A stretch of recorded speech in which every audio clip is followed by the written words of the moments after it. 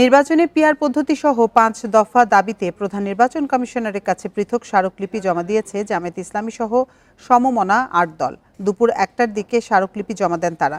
পরে জামায়াতে ইসলামীর সহকারী সেক্রেটারি জেনারেল মাওলানা আব্দুল হালিম জানান, নভেম্বরের মধ্যে গণভোট সম্পন্ন করতে হবে। সংশোধিত আরপিও কাটছাঁট না করে হুবহু বহাল রেখে অনুমোদন করতে হবে। বান্ডেল থাকলে প্রতি সেনমানিতে টাকা বাঁচবে। বিকাশ সেনমানি বান্ডেল কিনে জিতুন প্রতি লেনদেনে। এছাড়াও সব রাজনৈতিক দলের জন্য লেভেল প্লেয়িং ফিল্ড নিশ্চিত করতে হবে। প্রধান নির্বাচন কমিশনার ৮ দলের দাবি শুনেছে। সরকারি সিদ্ধান্ত অনুযায়ী বাস্তবায়ন করবে বলেও জানান জামায়াতে ইসলামীর সহকারী সেক্রেটারি জেনারেল। এর আগে বেলা ১১টার দিকে রাজধানীর আগারগাঁও মোড়ে জড়ো হন তারা। সেখান থেকে নির্বাচন কমিশন অভিমুখে মিছিল নিয়ে যান প্রতিনিধিরা।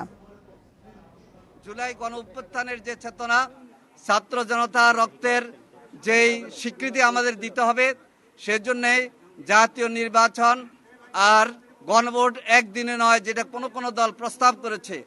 আমরা আজকে ৮টি দল প্রস্তাব করেছি যে জুলাই জাতীয় স্বীকৃতির জন্য আগে গণভোট নভেম্বর মাসের মধ্যে শেষ করতে হবে।